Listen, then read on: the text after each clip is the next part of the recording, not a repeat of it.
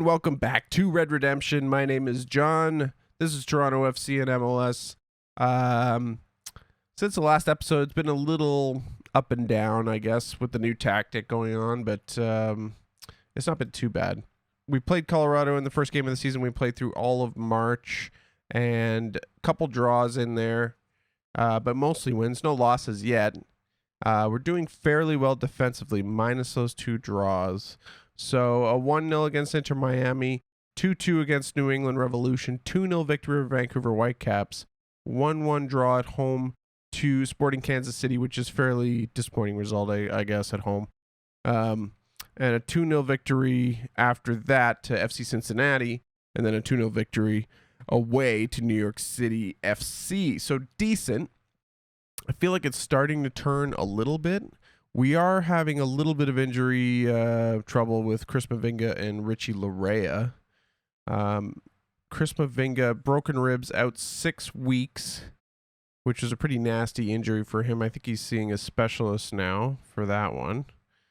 And Richie Larea, sprained knee ligaments, out 3 weeks maximum. So they're both on the disabled list at the moment. I imagine they're going to miss most of their games while they're injured. Hopefully we can get them back after that. Still early in the season. Recently returned Matias Del Priore and Patrick Bray. Just a couple knocks from those guys. And other than that, we are pretty healthy. But I think there was one small transfer that I brought in the month of March, and it was Zlatko Zeljakovic, Canadian 17-year-old, pretty decent potential on him. It was not a big money transfer, really. We got him on a free, I guess, from Lane United, wherever Lane United is, Eugene, Oregon, from USL 2 Northwest Division. So random Canadian regen. And he looks pretty good. Where is he? Zlatko. Yeah. He has a face. He's not a blank face regen, which is interesting. But he looks pretty good.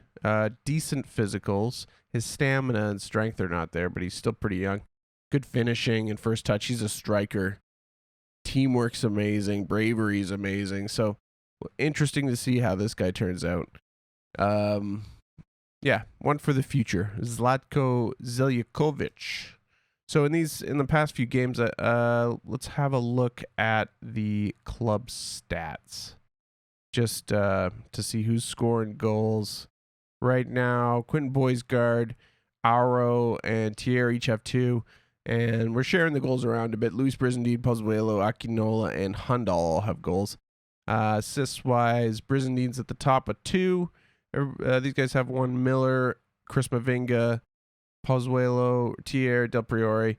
So the attacking players are creating for us, which is good. The tactic is starting to work. I can't remember. I switched it back to our 4-2-3-1 because of some injuries that were happening. I think Del Priore was out with a knock. And Patrick Bray maybe was out with a knock too, but we might be able to switch back now, getting a couple people back. We've got Brizendine, switching him around. Maybe because of that injury to Del Priore, I didn't have him in there, so put him back in. And what else here? Let's see, Boisgard. He can play in this position.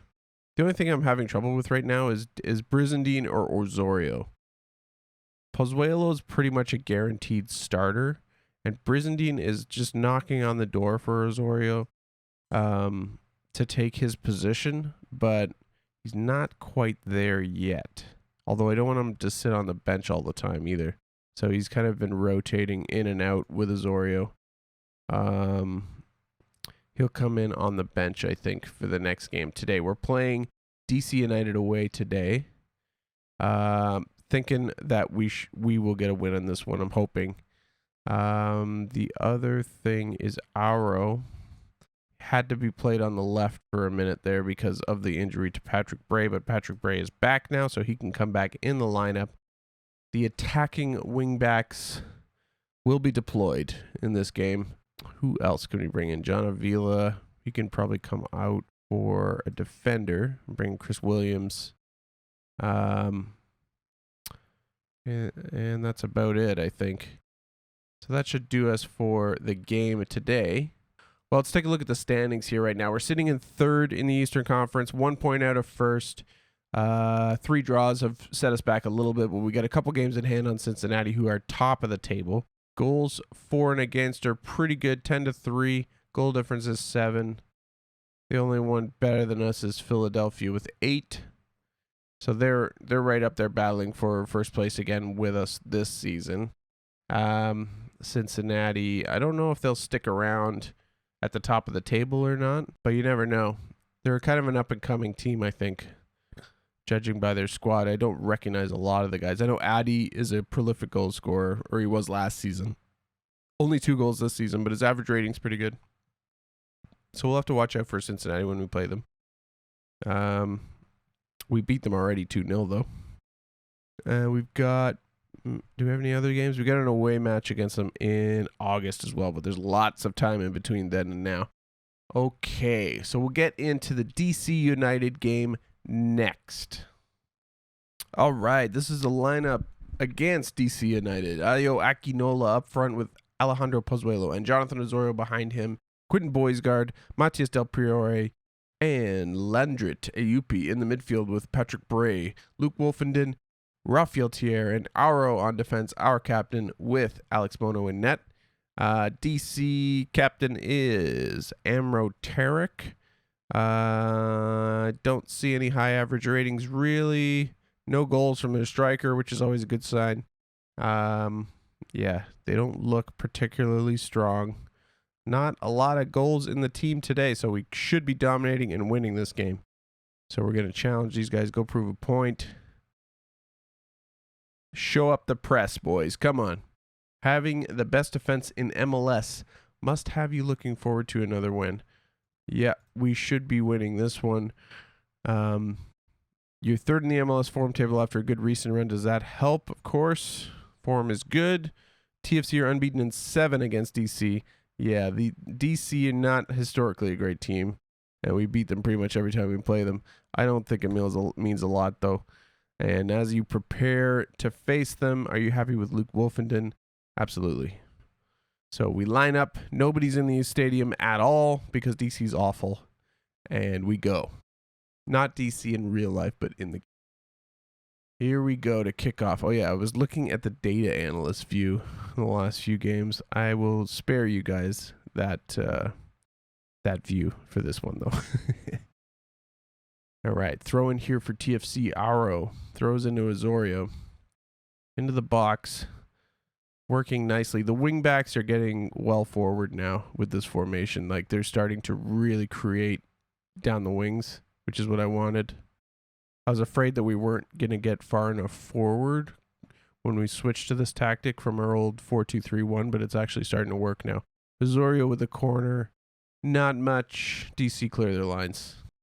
Throwing here again, Auro to Del Priore. Pass inside. Ayupi into Osorio, who gets a shot off and is just wide of the net. Good shot, actually.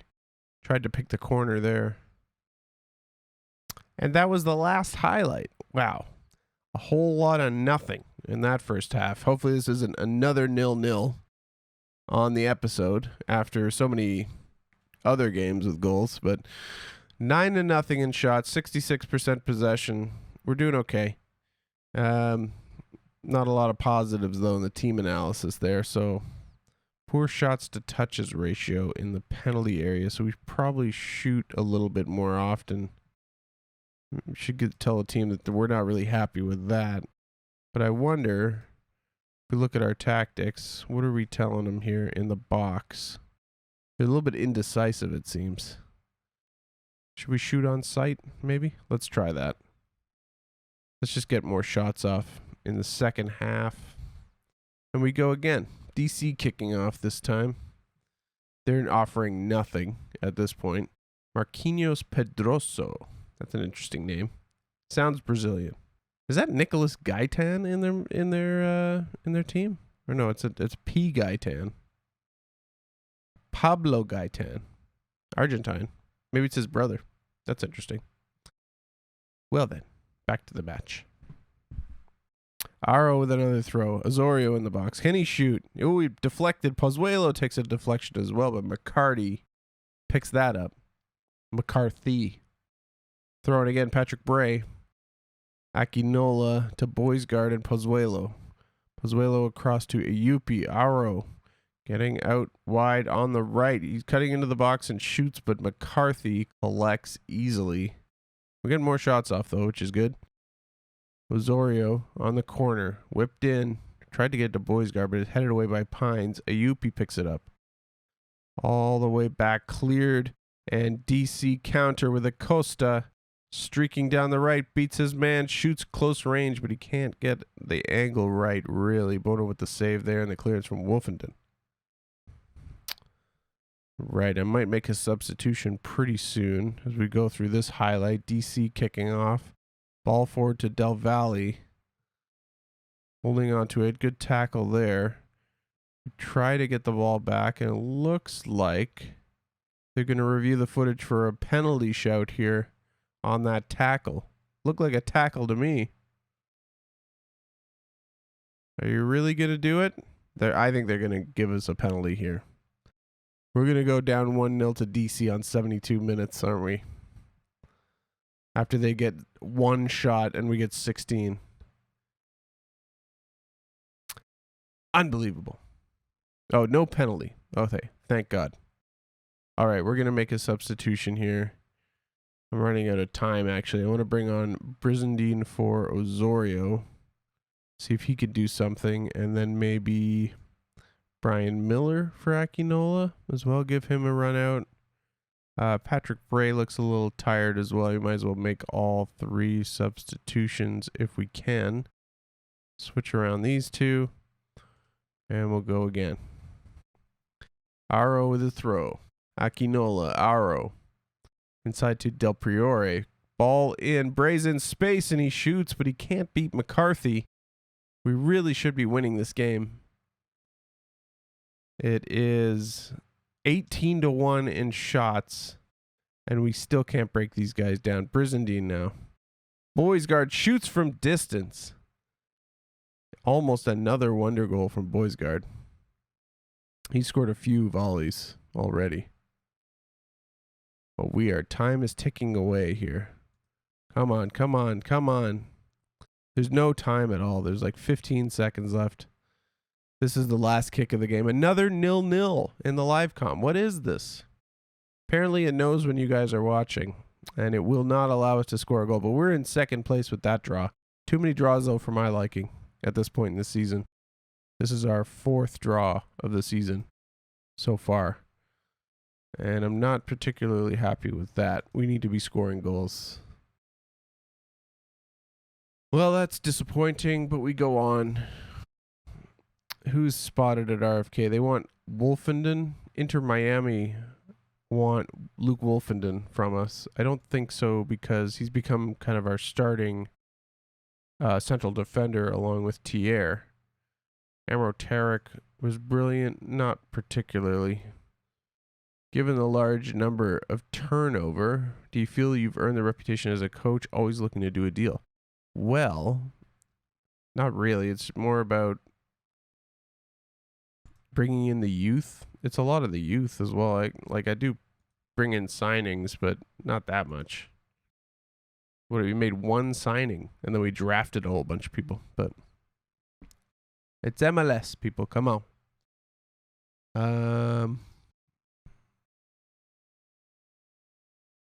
Aro wants a new contract now. Why? Oh, man. Let me see here. I feel I deserve a new contract to reflect the fact that I'm a much better player now than when I agreed my current deal. I signed you 2 years ago after your contract was nearly out. Took a chance on you, man. You are our captain, though. He's on $377 per week, or per year, sorry. Let's do a deal at the end of the season. He doesn't want to wait till the end of the season. He wants a new deal now. All right. I might as well negotiate with him. He's going to get pissed off if I don't. So what are we looking at here? Senior 5 years, 1.44 million. How much space do we have? Currently, he wants a 5-year deal. How old is this guy? He is 26 years old, so that'll take him until he's 31. He is exceptional. He's on 377. He's going to go up by 500 or so, maybe 600,000. Well, how much space do we have in the salary cap here? Right at the cap. Can we do a deal? Maybe we can. 5-year deal will take him right to the end of his career. Roughly. Maybe a few years shy, but his agent doesn't want too much money. But I just feel like that's a little steep. Maybe I can go to 1.2. 2.2. How about that? The board. Interesting. So if we exceed the maximum salary cap impact, then the general allocation money will be used in order to reduce the cap impact. How much allocation money do we have? He wants 1.32. That's not too bad. I think we still got a few million left in general allocation that we can use. So maybe Aro will sign, get a new 5-year deal. He has been a key player for us in winning both of our championships. So he deserves it. He's the captain as well. Let's see if he signs. Oh, Palmeiras want to sign him too. Let's reject that offer from Palmeiras. See, this is, yeah, we have to sign him to a new contract because he's going to want to talk to Palmeiras if we don't. So, all right, so I couldn't agree Aro's contract renewal here because it exceeds the salary cap. So I guess that general allocation thing didn't count.